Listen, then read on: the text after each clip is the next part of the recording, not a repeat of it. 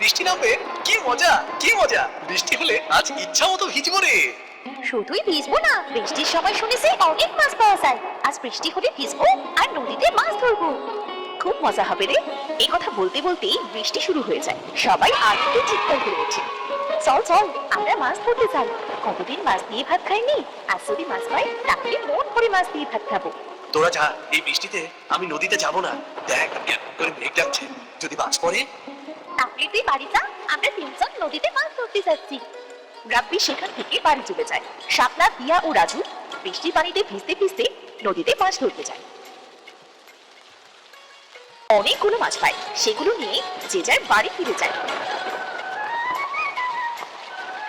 তুমি এখানে বসে কি এত ভাবছো? এতক্ষণে তোদের ফেরার সময় হলো। রাগ করো না মা, বৃষ্টি হলে তো নদীতে মাছ ভেসে বেড়ায় মা। অনেকদিন তো আমরা মাছ খাই না, তাই নদীতে মাছ ধরতে গিয়েছিলাম। দেখো না মা, কতগুলো মাছ এনেছি। মা, মাছগুলো ঝোল করবে। বৃষ্টির দিনে মাছ ঝোল দিয়ে ভাত খাবার মজাই আলাদা। ঠিক আছে, তোরা তাড়াতাড়ি জামা কাপড় পাল্টে নে, তাহলে সে আবার ঠান্ডা লেগে যাবে। আর দিয়া কাপড় বদলে ঘরে গিয়ে দেখে তাদের ঘরে পানি পড়ছে। তোর বাবাকে কত করে বললাম এবার সালটা সারাও, বৃষ্টির দিনে ঘরে থাকাই যায় না, কিন্তু সে তো পেরে উঠলো না। আচ্ছা, আমি মাছগুলো কেটে রান্না করে নিই। মোহিনী মাছ কেটে রান্না করে। পরদিন রোদ উঠে, গ্রামের অনেক মানুষ তাদের বাড়ির চাল ঠিক করে। পথে ঘাটে পানি বেঁধে আছে। ভাই, এখন ঘরে চাল ঠিক করছো যে? কি করব ভাই, বর্ষা চলে এসেছে তো। তুমি তো জানো বর্ষার সময় গ্রামের অবস্থা কেমন হয়। বর্ষার জন্য কাল সারা রাত ঘুমাতে পারিনি, চাল বেয়ে সব পানি গায়ে পড়েছে। এই জন্য ঘরের চালটা ঠিক করছি আর কি। বেশ ভালোই করছো ভাই, আমারও একই অবস্থা। আমার ঘরের চালটাও ঠিক করতে হতো, কাছে তেমন পয়সা নেই, এজন্য এবার পেরে উঠছি না।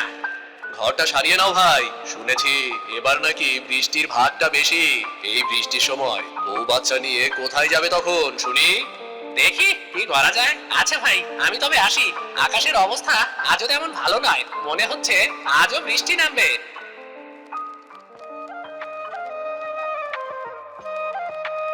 বলি, ও মহেশ ভাই, মাটি তো সব কাদা, তা গরু নিয়ে যাচ্ছ কোথায় তবে? মাঠে যাচ্ছি ভাবি, যেখানে একটু শুকনো পাবো সেখানে একটু গরুটাকে খাইয়ে আনতে যাচ্ছি। বাড়িতে গরুর খাবারের বড্ড অভাব গো। আচ্ছা, আমি আসি তবে। এই বলে মহেশ গরু নিয়ে সেখান থেকে মাঠে চলে যায়। অন্যদিকে মা, ও মা, এখন তো বর্ষার সময়, না জানি কখন বর্ষা পড়তে শুরু করে। বাড়িতে তো জ্বালানি নেই মা, তখন জ্বালানির অভাবে না খেয়ে থাকতে হবে। আমি আর ভাই মিলে বরং জঙ্গলে যাচ্ছি, কাল তো ঝড় বৃষ্টি হয়েছিল মা, আজ জঙ্গলে অনেক জ্বালানি পাবো। আকাশের অবস্থা তো তেমন ভালো নয় রে, এই অবস্থায় তোদের জঙ্গলে যেতে হবে না। তুমি চিন্তা করো না মা, বর্ষা শুরু হবার আগেই আমরা চলে আসবো। তাড়াতাড়ি ফিরিস কিন্তু। দিয়া আর রাজু তাদের মায়ের কাছ থেকে বিদায় নিয়ে জঙ্গলের উদ্দেশ্যে বেরিয়ে পড়ে। তারা হাঁটতে হাঁটতে একসময় জঙ্গলের অনেক গভীরে চলে আসে। দিদি, এখানে অনেক জ্বালানি হয়েছে, চলো একটু কুড়াই আমরা। ঠিক আছে ভাই। দিয়া আর রাজু জঙ্গলের ভেতর থেকে জ্বালানি কুড়াতে থাকে। হঠাৎ চারদিক অন্ধকার হয়ে আসে, আকাশ কালো মেঘে ঢেকে যায়। ভাই, আকাশ তো কালো মেঘে ছেয়ে গিয়েছে, মনে হচ্ছে এখনই কালবৈশাখী ঝড় উঠবে। দিদি তাড়াতাড়ি বাড়ি চলো, আমার খুব ভয় করছে তো। ভয় পাস না ভাই, আমি আছি তো। দিদি ওই দেখো আকাশে কেমন বজ্রপাত হচ্ছে। চল ভাই, যে জ্বালানিগুলো কুড়িয়েছি তাই দিয়ে 2-3 দিন চলে যাবে। ঝড় ওঠার আগে আমরা বাড়ি চলে যাই, চল। এই বলে রাজু আর দিয়া জ্বালানি নিয়ে জঙ্গল থেকে বাড়ি ফিরে আসে। তোরা এসেছিস? আমি তো চিন্তায় মরে যাচ্ছিলাম, যে মেঘ করেছে, মনে হচ্ছে এখনই কালবৈশাখী ঝড় উঠবে। এজন্যই তো তাড়াতাড়ি বাড়ি ফিরে এসেছি মা। তা বেশ করেছিস, এখন হাত মুখ ধুয়ে 2 ভাই বোন দুটো খেয়ে নে দেখি। কাল একটা করে রুটি খেয়েছিলি, আজ যে এখনো পেটে একটি দানাও পড়েনি। ঠিক আছে মা। তারা হাত মুখ ধুয়ে খেতে বসে, এমন সময় প্রচুর বেগে ঝড় ওঠে। বলতে না বলতেই ঝড় শুরু হয়ে গেল। বর্ষার দিনে এই গ্রামে কোনো কাজই থাকে না, না জানি এবার কতদিন না খেয়ে থাকতে হয়। গ্রামে একবার বর্ষা শুরু হলে আমার তো আর নাম গন্ধটি থাকে না। মা, বর্ষা তো শুরু হয়ে গেল, বাবা তো এখনো বাড়ি ফিরলো না গরু নিয়ে। সত্যি তো, এই ঝড় বৃষ্টিতে তোর বাবা বাইরে কি করছে? কোনো বিপদ আপদ হলো না তো? না গো গিন্নি, আমার কোনো বিপদ হয়নি। মাঠে কিছু কাজ ছিল, শেষ করে তবেই গরুটা নিয়ে এলাম। কাল থেকে তো মনে হয় না কোনো কাজ পাবো। এই বর্ষার সময় যে কেন আসে, বর্ষার দিনে গ্রামের গরিব মানুষদের কত কষ্ট হয়। কথাটা একদম তুমি মন্দ বলনি। আচ্ছা, এসব পরে খাওয়া যাবে, এখন আগে দুটো খেয়ে দাও দেখি। মোহিনীর কথা মতো মহেশও খাবার খেতে বসে। খাবার খাওয়া শেষ করে তারা কিছু সময় গল্প করে। অন্যদিকে সময় যত বাড়তে থাকে, ঝড় বৃষ্টিও ততই বাড়তে থাকে। মা, বাবা, দেখো না চারদিকে কেমন পানি থই থই করছে। এই বৃষ্টি থামার তো কোনো নামগন্ধ নেই। এভাবে বৃষ্টি থাকলে তো গ্রামের বাড়িঘর সব ডুবে যাবে। কথাটা মন্দ বলিস নি রে মা, খুব চিন্তা হচ্ছে আমার। কাছে তেমন টাকাকড়িও নেই, বাড়িতে তেমন বাজার সদাই নেই। বর্ষার দিনগুলো যে কি করে পার করবো কে জানে রে। বিধাতা ঠিক একটা ব্যবস্থা করে দেবে। ও, বৃষ্টির জন্য তো গ্রামের অবস্থা খুব খারাপ। বৃষ্টির পানিতে তো হাঁটু সমান পানি উঠে গিয়েছে। কি করবো বলতো? পুকুর, নদী, খাল, বিল পানিতে থই থই করছে গো। বাবা দেখো, গ্রামের মানুষ কোথায় যেন যাচ্ছে। তাই তো দেখছি, কেউ নৌকায়, কেউ বা গলায় ভেলা বানিয়ে যাচ্ছে। কোথায় যাচ্ছে সবাই জিজ্ঞাসা করে দেখি তো। ও স্বামী ভাই, ও বাচ্চা নিয়ে চললে কোথায়? ভাই, গ্রাম থেকে অনেক মানুষের ঘর ডুবে গিয়েছে। আমাদের ঘরে অনেকটা পানি ঢুকে গিয়েছে রে। এজন্য আগে থেকে বউ বাচ্চা নিয়ে গ্রাম ছেড়ে শহরে যাচ্ছি। এই বর্ষা সহজে কমবার নয়।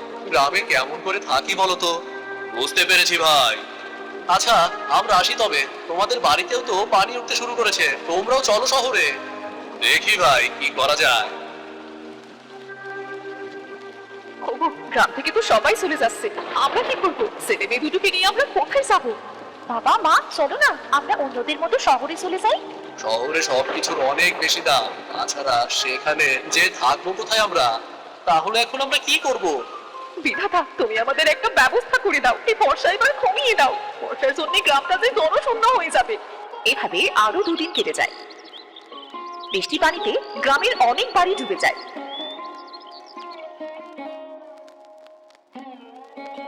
আজ বর্ষাটা কম হয়েছে বলে বউ, বাড়িতে শুকনো খাবার আর কতগুলো আছে গো?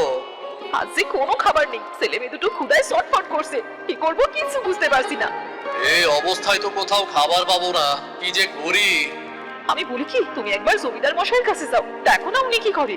জমিদার মশাই যে কিপটে, সে কি আমাদের সাহায্য করবে? চেষ্টা করে দেখোই না। এত করে যখন বলছো, তখন যেই দেখি কি করা যায়। বউ, এই কলার ভেলা করেই আমি জমিদার বাড়ি যাচ্ছি। বাবা, আমিও যাবো তোমার সাথে। তোকে যেতে হবে না মা, কখন আবার বর্ষা শুরু হয় কে জানে। বাবা, তোমার সাথে যাই না, দেখো চারিদিকে কত পানি। আমার খুব দেখতে ইচ্ছে করছে বাবা। ঠিক আছে, চল। মহেশ দিয়াকে নিয়ে ভেলায় করে জমিদারের বাড়িতে যায়।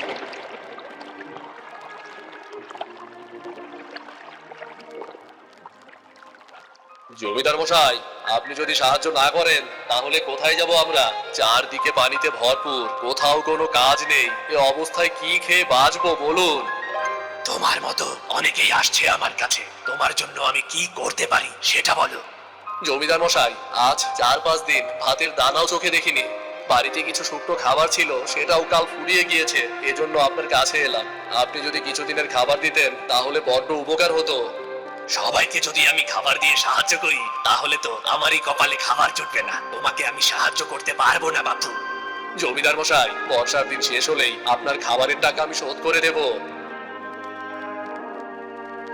এই চিরাগুলো দিয়ে আজকের দিন চলে যাবে, এটা নিয়ে ফিরে যাও। এর বেশি আমি তোমাকে সাহায্য করতে পারবো না। মহেশ আর কিছু না বলে জমিদারের দেওয়া জিরা নিয়ে বাড়ির পথে রওনা হয়। মহেশ আর দিয়া যখন বাড়ি ফিরছিল, তখন তারা একটা বুড়িকে পানিতে ডুবে থাকতে দেখতে পায়। বাবা, বাবা, ওই দেখো কে যেন পানিতে ডুবে যাচ্ছে। আমাদের লোকটাকে বাঁচানো উচিত বাবা। আরে, ওটা তো একটা বুড়ি মনে হচ্ছে। তাড়াতাড়ি চল, না হলে বুড়িটা মারা যাবে। তারা ভেলা নিয়ে বুড়ির কাছে যায়। অনেক কষ্টে বুড়িকে তারা পানি থেকে তুলে তারা বুড়ির পেট থেকে পানি বার করে। এরপর বুড়ি জ্ঞান ফিরে পায়। তোদের অনেক ধন্যবাদ রে বাবা, তোরা আমার অনেক বড় উপকার করলি। তোরা না থাকলে হয়তো আজ আমি মরেই যেতাম। ধন্যবাদ কেন দিচ্ছ বুড়িমা? তুমি বাড়িতে ডুবে যাবে এটা আমরা কি দেখতে পারি বলো? বাবা, আজ 2 দিন ধরে কিছু খাইনি, আমায় কিছু খেতে দিবি? ক্ষুধার কষ্ট যে আমি আর সইতে পারছি না বাবা। ঠাকুমা, আমরাও যে না খেয়ে আসি সেজন্য জমিদার মশাইয়ের কাছে গিয়েছিলাম, কিন্তু জমিদার মশাই কত চিড়ে দিয়ে আমাদের পাঠিয়ে দিল। আমাদের কাছে সে চিড়েটুকুই আছে। তুমি কি চিড়ে খাবে? আমার ওই চিড়ে দিয়েই চলবে রে মেয়ে। এই নাও বুড়িমা, চিরাগুলো বরং তুমিই খাও তবে। মহেশের হাত থেকে চিড়াগুলো দেখে বুড়ি খপ করে সেগুলো নিয়ে খেতে শুরু করে। ঠাকুমা ঠাকুমা আস্তে খাও, তোমার গলায় বেঁধে যাবে তো। আমার কিছু হবে না রে মেয়ে। বুড়ি চিড়েগুলো খাওয়া শেষ হতেই বুড়ি একটা পরীতে পরিণত হয়। এ কি, কে আপনি? বুড়ি থেকে এমন সুন্দরী হলেন কেমন করে? আপনি যেই হন না কেন আমাদের ছেড়ে দিন, আমাদের কিন্তু মারবেন না। ভয় পেও না তোমরা, আমি পড়ি। তোমরা আমায় সাহায্য করেছো, আমি তোমাদের কি করে ক্ষতি করি বলো তো? আপনি পড়ি? আমি শুনেছি পড়িরা নাকি খুব ভালো হয়, তবে আপনি অমন বুড়ি সেজেছিলেন কেন? আমি সব বুঝছি, আগে তোমরা ভেলা থেকে নেমে ওখানে চলো, দেখো ওখানে কোনো পানি নেই। ঠিক আছে। শোনো, আমি আর আমার সাথী পৃথিবীতে খেলা করছিলাম, তখন এক জাদুকর আমায় দেখে ফেলে আর সে আমাদের তাড়া করতে শুরু করে। অনেক কষ্টে জাদুকরের চোখে দিয়ে আমি এই গ্রামে এসে পড়ি। এসে দেখি এই গ্রামে এখন বর্ষার দিন, খুব খারাপ অবস্থা। তারপর কি হলো? তারপর আমি পরিরাজ্যে ফিরে যাবার জন্য রওনা দিই। উঠতে উঠতে পানির ভেতর পড়ে যাই, আর ওখানে চোরাবাড়ি থাকায় আমি উঠতেই পারছিলাম না। তাই বুড়ি লোক নেই যাতে আমায় কেউ সাহায্য করে। আর তার পরের ঘটনা সে তো তোমরা জানোই। বুঝতে পেরেছি পরি, আপনাকে সাহায্য করতে পেরে আমাদের অনেক ভালো লেগেছে। আমি তোমাদের উপহার দিতে চাই আমার জীবন বাঁচানোর জন্য। বলো বলো কি চাই তোমাদের? উপহার যদি দিতেই হয় তাহলে গ্রামের সকলের জন্য দিন পড়ি। আমাদের মতো গ্রামে আরো অনেক মানুষ আছে যারা ঠিক করে খেতেও পায় না, যাদের বাড়ি ঘরে বন্যায় নষ্ট হয়ে গিয়েছে, ঝড় বৃষ্টিতে সবার বাড়ি সাল গিয়ে পানিতে পড়েছে। জানেন আমরা অনেক কষ্টে থাকি, আমরা এই গ্রামের মানুষ বর্ষার দিনে খুব কষ্টে থাকি। তুমি এই পাখিটা রাখো, এই পাখি প্রতি রাতে একটা করে সোনার মোহর দেবে, আর এগুলো তোমরা এক একজনের বাড়ি গিয়ে দিয়ে আসবে। যতদিন না গ্রামের মানুষের উন্নতি হচ্ছে ঠিক ততদিন এই জাদুর পাখিটা তোমাদের সকলের অভাব দূর করে দেবে। ধন্যবাদ পরি আপনাকে। আর একটা কথা, এই গ্রামে এখন থেকে যতই ঝড় হোক, বর্ষা হোক বা বন্যা হোক, কখনো এই গ্রাম ডুবে যাবে না। বর্ষা শেষ না হতেই যতটুকু গ্রামের মানুষের পানি প্রয়োজন ততটুকু ছাড়া, আর বাকি পানিগুলো শুকিয়ে যাবে। আপনি খুব ভালো করি, তোমরাও খুব ভালো। তোমরা নিজেদের কথা না ভেবে পুরো গ্রামের কথা ভেবেছো। আচ্ছা আমি আসি তবে। এই বলে পরি দিয়া ও মহেশের কাছ থেকে বিদায় নিয়ে পরি রাজ্যে চলে যায়। মহেশ ও দিয়া পরির দেওয়া পাখিটা নিয়ে বাড়ি চলে আসে। এই পাখিটা পরি আমাদের উপহার দিয়েছে। পরি বেলি কোথায়? তোদের কথা তো আমি কিছুই বুঝতে পারছি না। সত্যি বলছিস তুই? এবার যদি এই গ্রামটা বর্ষার কবল থেকে রক্ষা পায়। আমি তোমাদের খাবার দিচ্ছি। ওমা, এই পাখি দেখি কথাও বলতে পারে। আমি সব সময় কথা বলি না। এই বলে পরির দেওয়া পাখি জাদু করে অনেক খাবার এনে দেয়। নানান রকমের খাবার পেয়ে তো দিয়া আর রাজু অনেক খুশি হয়। পরদিন পরীর কথা মতো গ্রাম থেকে পানি শুকিয়ে যায়, আর পরীর দেওয়া পাখি প্রতিদিন গভীর রাতে একটা করে সোনার মোহর নিয়ে একদিন এক এক গরিব পরিবারকে দিয়ে আসে। কিছুদিনের মধ্যেই তাদের গ্রামের অনেক উন্নতি দেখা যায়। বর্ষার দিনেও এখন আর আগের মতো দিয়াদের গ্রামটা পানিতে ডুবে যায় না।